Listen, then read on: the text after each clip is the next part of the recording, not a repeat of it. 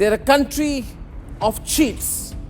They are inherently double agents. They like to lie, they like to cheat.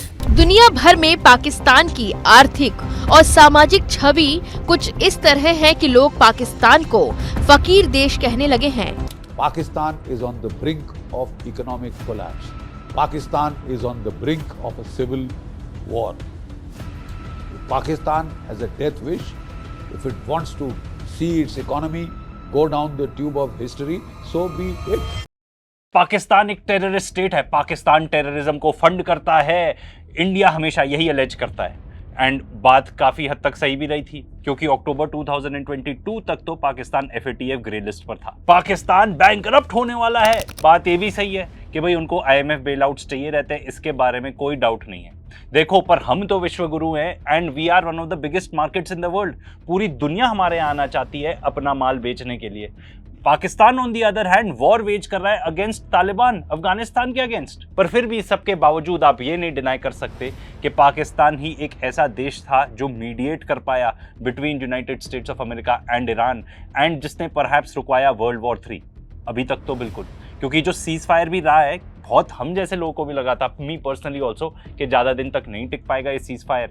पर देखो, उन्होंने जो efforts करे हैं अगेंस्ट ऑल ऑड्स, उसके वजह से अभी तक तो वॉर रुका हुआ है। आगे जाके क्या होगा ये हम नहीं कह सकते, पर फुल मार्क्स पाकिस्तान को, क्योंकि उन्होंने जो भी मीडिएशन की है बहुत ही सक्सेसफुल रही है अभी तक। एंड देखो, आखिरकार दोनों जो देश हैं, US एंड ईरान, उनकी क्या क्या डिमांड्स है वो पूरी हो पाएंगी कि नहीं, वो डिटरमिन करेगा अगर ये सीज फायर एक्सटेंड होता है, एक्चुअली प्रॉपर पीस प्लान में कन्वर्ट होता है तो। पर आज का सवाल ये है कि पाकिस्तान जैसा देश, जिसको इंडिया कहता है कि भाई ये तो भिखारी लोग हैं, कुछ भी नहीं, ये तो सिर्फ पोस्टमैन है, ठीक है, एंड अकॉर्डिंग टू इंडिया ये बस एक टेरर फाइनेंसिंग स्टेट है, जिसके पास जो मीडिएशन करी उसके होटल के बिल देने के भी पैसे नहीं हैं। कहाँ से ऐसे हो गया, ऐसा कैसे हुआ कि भाई ये लोग दलाली करने लगे? कुछ लोगों के वर्ड्स में दलाली करने लगे, पर जो भी लोग ये कह रहे हैं ना, they would have loved to get the attention of the world जो पाकिस्तान को मिली है। जिस तरीके से पाकिस्तान के ऑफिशियल्स की फोटोज आई है ईरानियन ऑफिशियल्स के साथ, अमेरिकन ऑफिशियल्स के साथ, जो भी ये लोग कह रहे हैं, दे would have wanted nothing more कि भाई पाकिस्तान के ऑफिशियल्स के बजाय उनकी फोटो होती वहां पर। तो भाई आपको ये बात तो अप्रिशिएट करनी पड़ेगी कि एक ऐसा देश जिसके ऊपर ऑलरेडी इतनी सारी प्रॉब्लम्स हो, ये सारी चीजें जो हमने बताई, एंड इसके अलावा और भी कितनी सारी प्रॉब्लम्स है वहां पर पाकिस्तान में, पर वो देश आ जाता है एकदम सेंटर स्टेज पे, hosting the most important peace talks of our times. इसको लेकर इतिहास में तो पाकिस्तान का नाम रोशन हो ही चुका है। एंड इस पे आप ये और चीज ऐड कर लो कि इतने सालों से फॉर द फर्स्ट टाइम यहाँ बताया जा रहा है नियरली 5 डेकेड्स, मतलब ऑलमोस्ट 5 दशकों से कभी भी ऐसा मौका नहीं हुआ था कि United States of America and Iran के बीच में डायरेक्ट टॉक्स हुई हो। ये सब पॉसिबल हो पाया पाकिस्तान के अंदर, इस्लामाबाद के अंदर। एंड जो सीज फायर इंप्लीमेंट हुआ वो लेबनान वॉर के लिए भी इंप्लीमेंटेड था। वो अलग बात है कि इजराइल सीज फायर वायलेशंस करता रहता है, बिकॉज उनके लिए सीज फायर कोई मतलब ही नहीं रखता। तो पाकिस्तान ऐसा क्यों कर पाया उसके बारे में बात करेंगे, एंड मोर इम्पोर्टेंटली इंडिया के लिए इसका क्या मतलब है। सबसे पहले तो आप ये देखो कि पाकिस्तान का जो रिलेशनशिप है डोनाल्ड ट्रंप के साथ, डोनाल्ड ट्रंप के फर्स्ट टर्म में तो हालत ऐसी थी कि उसने पाकिस्तान को मिलिट्री एड देने से ही मना कर दिया था, क्योंकि उसने बोला कि भाई नहीं, वो लोग टेररिज्म कॉम्बैट ही नहीं कर रहे, हम कुछ नहीं, I don't want anything to do with it. पर अब सेकंड टर्म में क्या होता है, वो इन्वॉल्व हो जाता है ऑपरेशन सिंदूर के दौरान, जहां पे पाकिस्तान कहता है कि हाँ डोनाल्ड ट्रंप ने सीज फायर करवाया, डोनाल्ड ट्रंप कहता है कि मैंने सीज फायर करवाया। इंडिया कभी भी नहीं अग्री करता, एंड पाकिस्तान इवन नॉमिनेट कर देता है डोनाल्ड ट्रंप को नोबेल पीस प्राइज के लिए। एंड साथ साथ एक क्रिप्टो डील भी कर लेते हैं वो ट्रंप के साथ, जो ट्रंप का बोर्ड ऑफ पीस होता है उसको भी ज्वाइन कर लेते हैं। गाजा में जो बोर्ड ऑफ पीस बना था उसकी बात हो रही है। And America one of the lowest tariffs देता है पाकिस्तान को, ट्रेड डील अच्छी नेगोशिएट कर लेता है। इंडिया की बाय द वे अभी तक कोई ट्रेड डील नेगोशिएट भी नहीं हुई है। एंड ये भी रिपोर्ट आ रही है कि पाकिस्तान ने first batch of enriched rare earth elements already ship off कर दिए हैं, एक्सपोर्ट कर दिए हैं to United States of America. अब देखो, बहुत सारे लोग बोलेंगे कि भाई ऐसा कर दिया, ट्रंप के साथ ये अनएथिकल चीज़ करी, ये करी, वो करी, वॉट एवर इट इज़, उन्होंने अपने देश के लिए बेटर ट्रेड डील तो नेगोशिएट कर ली। उन्होंने ट्रंप के साथ ऐसे अच्छे पर्सनल रिलेशनशिप बनाए हैं कि देखो ट्रंप क्या कहता है आसिम मुनीर के बारे में। Prime minister Sharif of Pakistan, and also I have to say my favorite field marshal from Pakistan, who's not here, but the Prime Minister is here, and you're going to give his regards. Where are you? And हमको आपको बताने की जरूरत नहीं है कि हमारी जो इंडियन मीडिया है वो क्या कहती है आसिफ मुनीर के बारे में। एंड ये ऐसा नहीं हुआ है कि पाकिस्तान अभी ही एकदम जियोपॉलिटिकल स्टेज पर जाग उठा है। बहुत पहले भी 1981 से यूएस एंड ईरान के बीच में जो भी डिप्लोमेटिक टाइज थे, जो भी बातचीत होती थी, वो पाकिस्तानी एम्बेसी के थ्रू होती थी। एंड पाकिस्तान ने अमेरिका को हेल्प करी है मीडिएशन में। बहुत पहले भी 1971 में चाइना को अप्रोच करने के लिए पाकिस्तान ने यूनाइटेड स्टेट्स ऑफ अमेरिका की हेल्प की थी, और उसी के बाद नॉर्मलाइज होते हैं ties between United States of America and China. Pakistan के ईरान के साथ भी काफी टाइम से रिलेशनशिप बहुत अच्छे थे। हाँ, ये डेफिनेटली सही बात है कि ईरान और इंडिया के बेटर थे रिलेशनशिप, बट पाकिस्तान ने ईरान के न्यूक्लियर प्रोग्राम को बैक इन द डे तक हेल्प किया था। तो ईरान का जो न्यूक्लियर प्रोग्राम है आज के डेट में, काफी हद तक उसमें क्रेडिट आपको पाकिस्तान को देना पड़ेगा। एंड पाकिस्तान के और बहुत सारे देशों के साथ भी अच्छे रिलेशनशिप है। According to this article Pakistan pariah state बनते जा रहा था, बट ऐसा तो आज के डेट में बिल्कुल भी नहीं है। सबसे पहले तो चाइना और पाकिस्तान के बहुत ही अच्छे रिलेशनशिप है। उस टॉपिक पर तो हमने एक वीडियो भी बनाया है, उसको चेकआउट कर सकते हो। साथ में 3 ऐसे देश थे जिन्होंने खुलकर आकर पाकिस्तान को सपोर्ट किया था ड्यूरिंग ऑपरेशन सिंदूर: चाइना, टर्की, अजरबैजान। इंडिया को किसने आके किया था? देखो, बहुत सारे लोगों को मिसकंसेप्शन है, मैं आज क्लियर करना चाहता हूँ। बहुत लोग कहते हैं कि इजराइल ने आके खुलकर सपोर्ट किया था इंडिया को। नहीं, इजराइल ने जो स्टेटमेंट दी थी आप देख लो, उन्होंने बोला था हम कंडेम करते हैं टेररिज्म को। उन्होंने पाकिस्तान को कंडेम नहीं किया एंड खुलकर आकर इंडिया को तो बिल्कुल नहीं सपोर्ट किया। पाकिस्तान का डिफेंस पैक्ट है सऊदी अरेबिया के साथ, एंड ईरान के साथ अभी तो इतने अच्छे रिलेशनशिप हैं कि रिकॉर्ड नंबर ऑफ शिप्स अगर किसी देश की निकली हैं थ्रू स्ट्रेट ऑफ हॉर्मुज तो वो पाकिस्तान की है। एंड चाइना पाकिस्तान के रिलेशनशिप होने का चाइना को भी भरपूर फायदा मिल रहा है। सीपेक का तो पार्ट है ही है पाकिस्तान। साथ ही में चाइना के जो JF-17 जेट्स हैं जो पाकिस्तान और चाइना इकट्ठे बनाते हैं, पाकिस्तान ने बहुत ही अच्छा काम किया उनको बेचने के लिए। देखो, ऑपरेशन सिंदूर के बाद तो काफ़ी वाहवाही हो ही गई थी इन जेट्स की। तो आज के डेट में अजरबैजान ले चुका है, नाइजीरिया ले चुका है, म्यांमार ले चुका है वो जेट्स।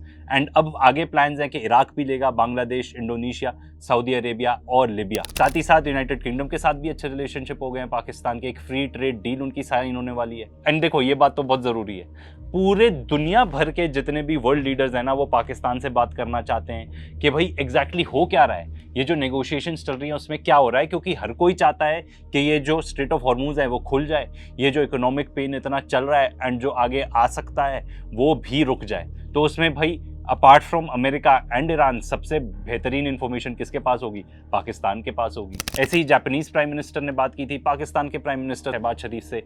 कीयर स्टारमर जो यूके का प्राइम मिनिस्टर है, उसने तो आके खुलकर बोला था कि भाई पाकिस्तान एक बहुत ही क्रिटिकल रोल प्ले कर रहा है। एंड इसके अलावा पाकिस्तान के जो फॉरेन मिनिस्टर हैं एंड पाकिस्तान इटसेल्फ, उन्होंने बहुत सारी मीटिंग्स करी हुई हैं with other countries in the region, चाहे वो इजिप्ट हो, टर्की हो या और गल्फ कंट्रीज हो। मैं आपको इतना बता सकता हूँ कि अगर यही सेम चीज़ इंडिया कर रहा होता ना, तो ढिंडोरा इतना ज़्यादा पिट गया होता इस चीज़ का, I have no words. And इसमें एक और चीज़ मैं ऐड कर दूं कि पाकिस्तान के ईरान के साथ इतने अच्छे रिलेशनशिप हैं। बहुत सारे देश, जापान जैसे, जिनके ईरान के साथ कोई अच्छे रिलेशनशिप है नहीं, बिकॉज वो out and out American ally हैं। तो हो सकता है वो पाकिस्तान को अप्रोच कर रहे हो कि यार हमारा भी कुछ मामला निपटा दो स्ट्रेट ऑफ हॉर्मुज में। इतना ही नहीं, अब तो ये भी रिपोर्ट्स आ रही हैं कि कतर एक स्ट्रेटेजिक डिफेंस पैक्ट कर सकता है पाकिस्तान के साथ। तो सऊदी अरेबिया तो हो गया, टर्की की बात चल रही थी, उन्होंने नहीं किया, पर अब कतर भी ऐड हो सकता है उस पर्टिकुलर लिस्ट में। देखो, ये जो पाकिस्तान के एफर्ट्स हैं वॉर रुकवाने के लिए, वैसे तो वेलकम करना चाहिए पूरी दुनिया को, बट यूएई जैसे ऐसे देश हैं जिनको बिल्कुल भी नहीं समझ में आई ये बात,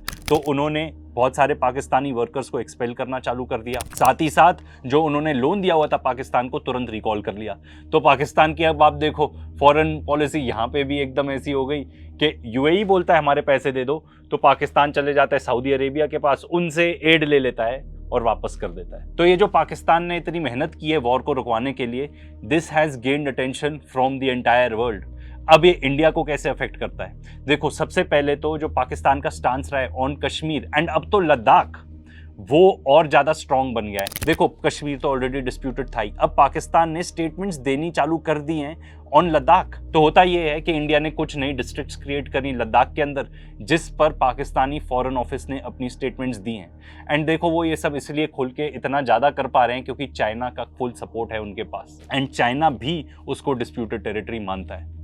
पाकिस्तान की पार्ट है SCO का, शंघाई कॉरपोरेशन ऑर्गेनाइजेशन का। इनफैक्ट इंडिया और पाकिस्तान दोनों जून 2017 में ऑफिशियली फुल मेंबर बन जाते हैं SCO के। एंड आई बिलीव पाकिस्तान ना जो न्यू वर्ल्ड ऑर्डर जो बनने वाला है, जो स्पेशली इस वॉर के बाद हो सकता है ये वॉर और लंबा चले एंड अमेरिका वैसा सुपर पावर नहीं रहेगा जैसा वो रहा है आज तक।